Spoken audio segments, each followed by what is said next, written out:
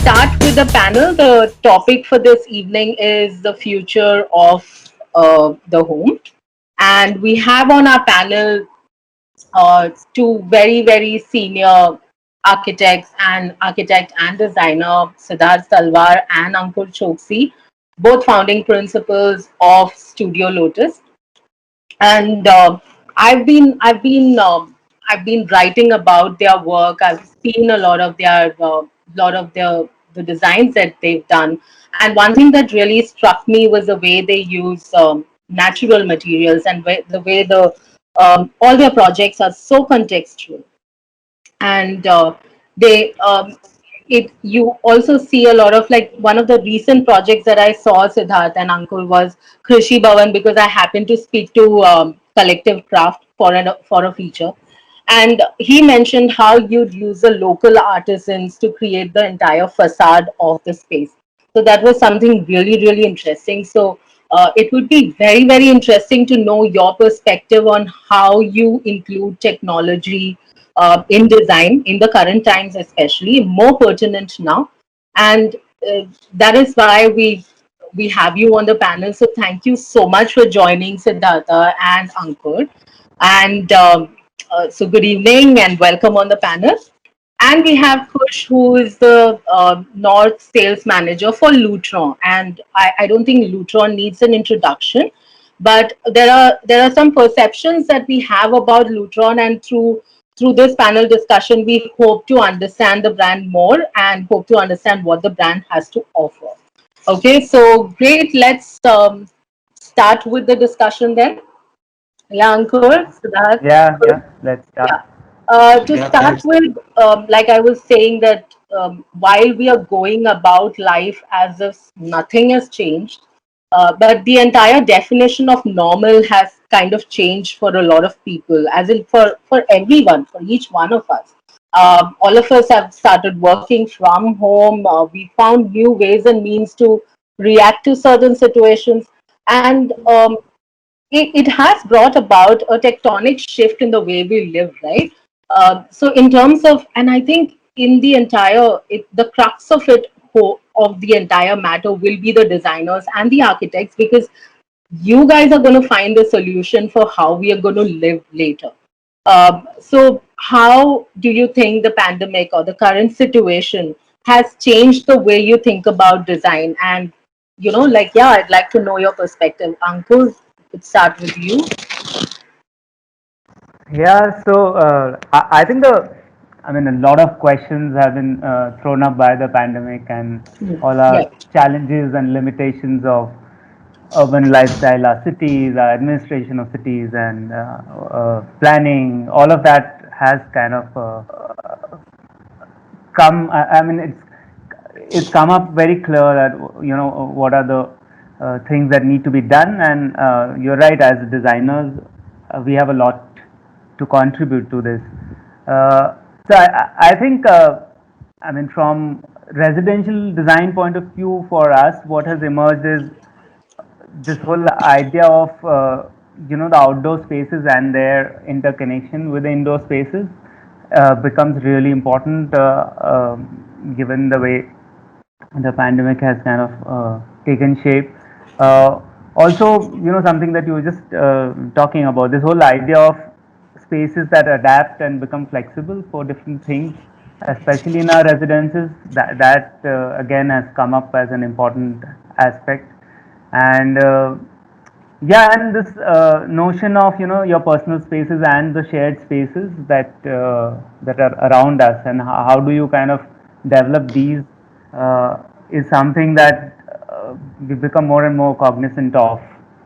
And on a much larger scale, which we are very hopeful of, and which, like you said, a lot of our work is an kind of attempt to work towards that, is this idea of consciousness of what the impact is of what we are producing, designing, consuming, and the manner in which we go about it. So somewhere we believe that this is also a huge opportunity for designers to question it and drive it, and also as consumers, I think people are becoming more and more aware. The pandemic has made people aware, and there's a huge leaning towards this rising sense of awareness towards consciousness, sustainability, and this whole sense of interconnectedness with each other, like the interdependence and interconnectedness. And in that sense, a lot of the work that we do is this whole idea of building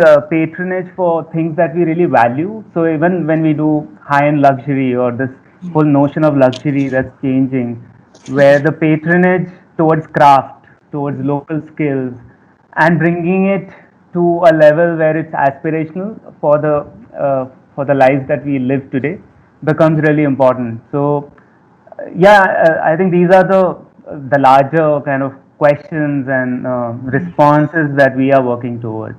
And yeah, let's add to it. Yeah.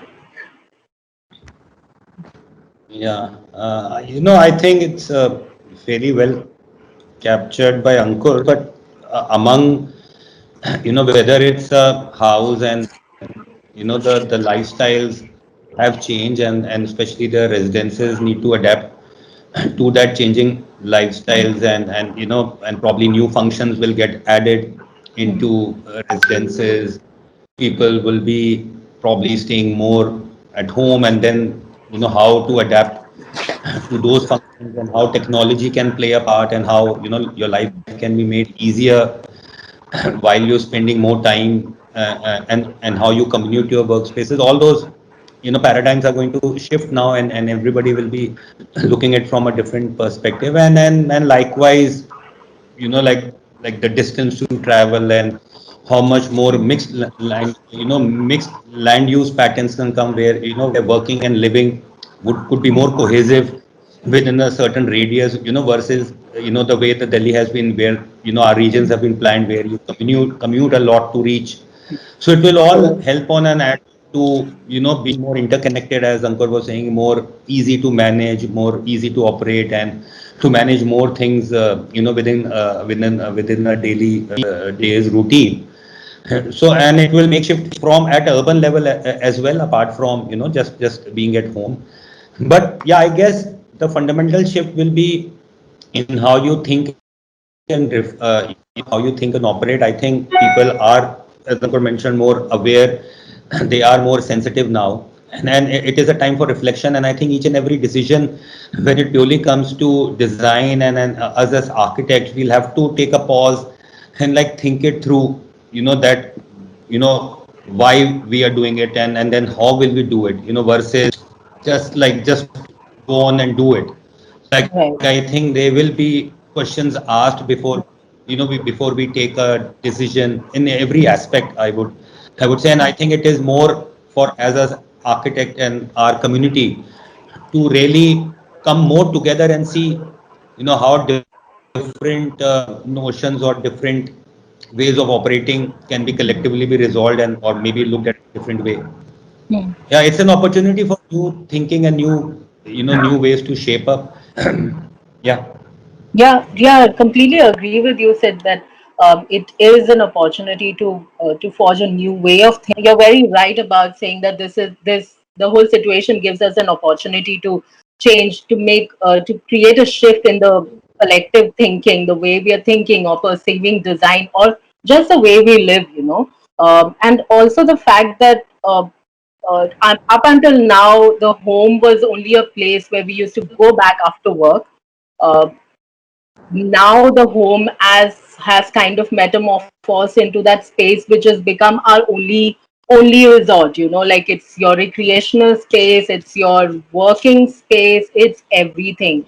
So when you are designing a space that is as flexible as your home is supposed to be now, how big a role does technology play in it, and how do you also the fact that a lot of times when you're thinking sustainable, you don't think technology. But how do you bring both the aspects together? Again, question for both Ankur and Sid. So yeah, if as you were saying, if the home has to is a space which covers the complete spectrum of your life or your daily routine, it needs to ensure, and one is spending morning to evening, and your various activities from your private spaces to your public spaces, your connections to the inside outside, uh, well well, yeah, moving beyond the basic architectural parameters of getting you freshness, light, ventilation, wind, sound, all of those notions anyways become very important in managing a nice space to live in or to work from. Answering from a technology sustainable to your question, yes, meaning technology can play an important role. I think it needs to get into a lot of retrofitting because we'll have to look from new construction, new houses to the current houses, and I see a lot of opportunity where tech can enable a lot of retrofitting in the houses, which can help you becomes means of convenience. So no, whether it means looking at your energy bills and looking at your solar and then integrating that into your current electrical system is pretty critical because you'll be spending more time and using the house more. So I think aspects like those or looking at the efficiency of how the what like looking at water, looking at all the energy parameters become quite important, and mapping those or looking the usage of those more carefully and how it can become more integrated and how it can be optimized more. I think a lot of opportunity again is there where apart from yes as us as architects, which we will need to ensure all that information is with us and we need to ensure all the information goes out to the client. So I think yes, apart from the more lifestyle kind of technology where it is more depending on, let's say, creating moods or creating looking at how you can monitor your music and how you can monitor how you can use your light better, with the morning, evening, and so all that is there, which I'm sure there is enough work done, and I'm sure like Lutron has a lot to add from that point of view. But I feel going beyond that, I can imagine living in a farmhouse, and if you need to be off the grid, for example. Now I feel technology like a community development outside Delhi where we feel technology can play a very important role where we can optimize our resources. Maybe there is less manpower and we can optimize our energy parameters. So I feel, yeah, like from those angles where wind in larger areas to live, to solar, to water conservation, all of these aspects need some kind of tech enability to it, and there is a lot of learning and further work that can be done. Yeah. An- Ankur, your thoughts on this? Ankur? Yeah, just to add to this, I mean, we also use technology almost as a very important tool as part of the act of design, or just the whole the manner in which we go about designing anything. So, in that sense, on all our projects, we try and, like Sid was saying, explore how we can harness technology to kind of either bring in efficiency, or a lot of times it's about, because it helps us transform traditional or new methods, but basically helps transform ways in which we are doing things to make them more efficient or much more kind of fruitful, impactful for the exercise that we are in taking. So in that sense, yeah, we are constantly engaging. So even, I mean, of course, there is technology which is I mean, we even stretch it all the way down to even construction technologies, like the manner in which one goes about constructing. So, it adds to this whole idea of sustainability from the aspect of efficiencies, the value engineering that it brings in, and the value addition that it gives to the user, the end user. It obviously helps us look at the wastage and the consumption. I mean, the more pragmatic kind of aspects of it. So, yeah. Great, great. Kush, my next question would be for you. We're talking about sustainability, we are talking about technology, we are talking about new measures for a new world. Right. So, as a brand, what does Lutron have to offer? I mean, we all know about the dimmers and the blind solutions, but what we'd like to know is Lutron offering technology for the new world? I mean, is there anything that's enabling sustainability? Is there anything that's enabling enabling design for a new world? Right. So what Lutron has been doing is, like, we have been talking about the design and technology. I would say that what we've been trying to do is portray it like where technology meets the design. So we have varied solutions which we like ourselves to get blended into the interior designs, like whatever Ankur and Siddharth design, so that we can add value into the design bit, and we can add convenience to the life of the occupants. So how do we add a convenience to the life of occupants is by giving them solutions which are user friendly. They don't have to think about how to use them or how reliable they are, because the company's rich heritage is like we are almost 60 years old, and Lutron is the pioneer in the lighting control industries. And that's how we have been known, like, to control natural light as well as the artificial light. So in today's age, like, people are, like you all mentioned and captured in your previous discussion, that people are spending so much time at their homes. Now they know what to expect out of their homes, because they have little certain expectations. Like, it has to be a little more convenient for them, and the home should be adaptable, like, to the new needs. Now we have these voice control solutions which are more and more coming into picture, because contactless solutions are being talked about. And then like Ankur and Siddharth would agree that there are some design changes that eventually would happen. Like, people would want more spaces for self indulgence, which would give us an opportunity to give some more designs. And Lutron has always been known for customizing solutions as well. Whatever the customer is looking for, like any change in design, or whatever designer is thinking, like they have some contemporary design that they're planning to do. So our objective is always to be aligned on both the sides, so that we are adding value, aesthetical value, as well as the user friendliness, the convenience into the house. That's how we plan to get integrated into the needs of the luxury clients that we have already. Hmm. What about energy efficiency and the sustainability quotient of it? I mean, I was going through your website, and there were a lot of solutions which enlisted energy saving as a quality.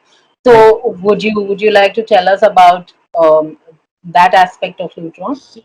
Actually, yeah, that's how the interesting bit about that is, that's how the company got started. Because our founder member, Mr. Joel Spera, who started this company, was like, why do we waste so much of energy? And that is where the company started with an agenda of how do we save energy. And that's where using of dimmers and using of occupancy sensors, like for places like we have now more workplaces in our houses, in which we spend so much time. So in case we can have those areas on occupancy sensing, like if you have nobody there, you can save some energy on HVAC, lighting controls, and also use the natural light more. Like, we have our own motorized curtain solutions, so that would control how much natural light comes into your home, so that you also have the work life balance. Like, you have some good amount of natural light coming into your home, that makes you feel more close to nature, and giving you appropriate amount of light to make you work. So that's where we can play around with energy management as well in residential spaces. So that's catching up more, because residences for us as a business has been more about luxury convenience. There's a other side to our business, which is more commercial offices, in which energy saving is a little more, because we have daylight harvesting that we do, because we have our own shades, automated shades that controls the natural light coming into the area. What is daylight harvesting? So daylight harvesting is like, you have yeah, like an area in your home in which you want to control how much daylight comes in. In case you have sufficient daylight, your natural light, the artificial light you have in your room, automatically gets dimmed down. So you use more of your daylight and less of your artificial light. So that's how we harvest the natural light, and that's what called daylight harvesting. Interestingly, when I was reading about reading about Siddharth and Ankur's works, that is one of the things that struck me. And they mentioned that how they make sure, or how they ensure that that the residents or the people, inhabitants, use natural light as much as they can. So it's a good thing that you also brought up that Lutron enables people to make use of natural light, and how it helps or aids people in making the most taking the decision for them, taking the decision for the owners, whether you should be letting natural light in or no. That enables energy saving. That's a fabulous idea. Ankur, from you, I'd like to know, like, when you all are designing, um, there are a lot of companies, there's a lot of technology available, there's a lot of solution available. But when you design, what is it that you are looking for, like, especially for this current state we are in? Is there something that you'd like companies like Lutron to come up with?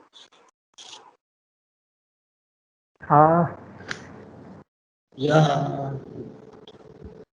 Sorry, you See, think? definitely, probably. Yeah, Yeah, no, no, I was saying probably, yeah. probably it got mentioned earlier, but to answer to your last bit, like in this current state where one is looking at adaptation and looking at changes, and a lot of people are reconfiguring their current houses. So as probably Kush mentioned, if you're building a new house, then obviously plan a lot of things what Lutron has to offer, and one can integrate all that. But in the current status, where if you're in an existing house, farmhouse, or a smaller any kind of size of houses, I think if we can do a lot of retrofitting, like okay, fine, in houses you need for example, a large window. In our government and other projects, we are sensitive to the amount of daylight coming in. So we are able to design the facade in a way that we look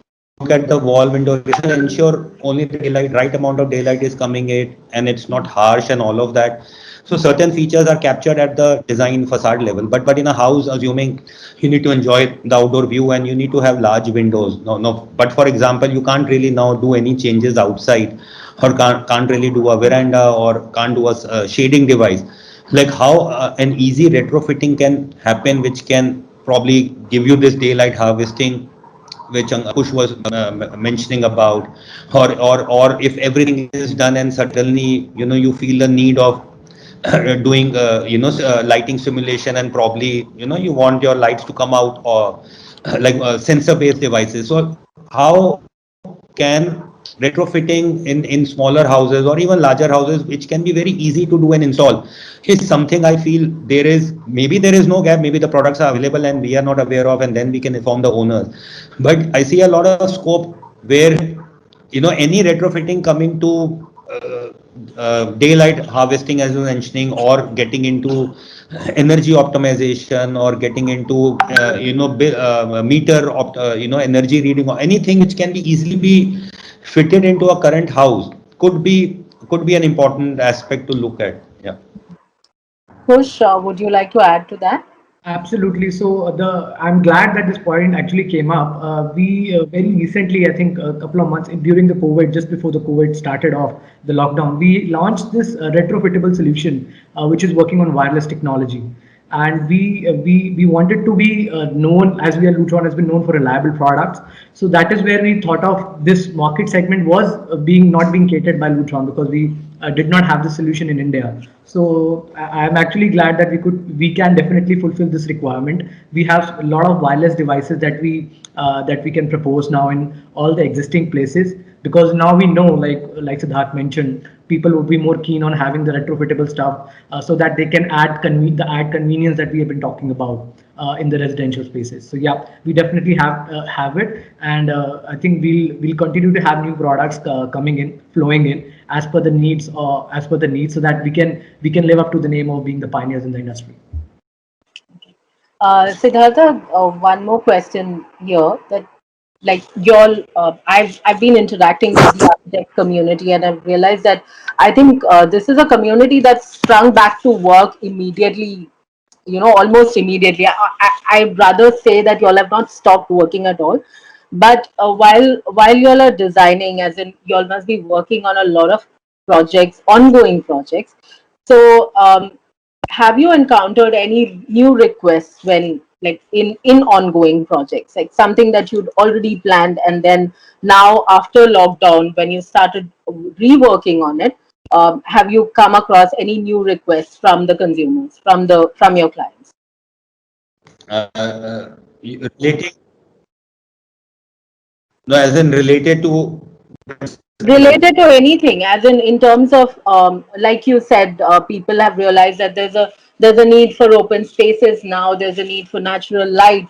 Your home has become your recreational zone. So you all must have already sent out the plans, but after the lockdown, like we all know that we've started, there's a need to realign our designs and recalibrate the way we live. So when you're dealing with your clients, did they come up with new requests in terms of, I need a bigger kitchen, I need more open spaces, I need an inner courtyard so that I can spend more time inside, or I need a lot more technology enabled. I need a home theater in the house because I end up spending a lot. I don't want to go to the movies anymore. I'd rather have all my entertainment around me. So requests such as that. So I would say, interestingly, I mean, it has kind of as a design process, especially for residential design, I think the perspective has moved on from, say, slightly limiting notions of just aesthetics and the wow factor that you kind of bring in a home. Was, I was saying, as a design process, especially for residential design, I think somewhere what this has done is it's given us a window, or kind of clients have also started looking at in a larger perspective, this whole nuance of the importance of how you use the space, the experience of the spaces on a daily basis. So that's always been something that we really focus on, like this idea of mapping your lifestyle when we get into residential design, like really looking at the daily rituals and the little things that you do in the subspaces that you kind of require in your house. And that has become much more important, that's come into the foreground, so to say. And this idea of how do you manage flexibility and adaptability and yet kind of create distinctiveness in each zone, that has emerged as something that's important to people now. And also so in that sense, yeah, it's moved on from just the choices of materials and the aesthetic notionality of how you look at things. So it's become much more deeper to look at people's lives and understand how they live their lives on a daily basis when we are designing the homes for them. And people really engage in that conversation now much more than before. And also, I think the home becomes like a natural expression for the individuality, or the personality of the individual or the family. So in that sense, it gives us that opportunity to really build a narrative. So all the way down to the objects and furniture choices. Of course, the materials of the house are there, and then there is this art that goes in all the way down till there. Like you are kind of uh, linking it to the client's beliefs, their sense of their memories and aspirations, and building a narrative out of that. So, yeah, in that sense, the pandemic has kind of opened up a lot more conversation and engagement, much more than how it used to be. Yeah. Right. One thing I noticed is that I don't know if it was there earlier, but it's just a lot more obvious these days that the design community has kind of come together. There's a lot of conversations that you see online. There's a lot of discussion that is happening. So it's really interesting to see, as a lay person, that there's so much conversation that is going on about design, and how design can be a solution for a situation like this. So I don't know. I mean, everything else set apart, I think the fact that there's a lot more conversation and the design community has kind of come together, I think that I take as a positive from the pandemic. I'm truly enjoying the fact that so much interaction and there's so much ideas that are being thrown out into the universe. And I really think that the world will be a better place after this pandemic. I guess, I mean, that's fingers crossed for all of us. And I think we've kind of covered everything here. Kush, would you like to add something? Would you like to add something about Lutron and its products? I think we covered most of the stuff. I would just like to say that this COVID has brought everybody together, which has been a unity thing, be it in design fraternity or people more connecting to each other, because that was the way forward, I guess. So for us, we have been relying on the experiential learning from the customers because they have spent quite some times, and then now they have. Even more got used to the lighting control systems because this system, the Lutron solutions, is more being used in day out activities like controlling a natural light, controlling an artificial light through the solution that Lutron offers. So that has given us a little more window to reach out to more people, and now people are more comfortable using the technology that we have been offering. Because one thing that has been Lutron has always been known for is the reliability. That is where I think we like to continue and drive forward. You so much for your time, Kush, Ankur, and Siddharth.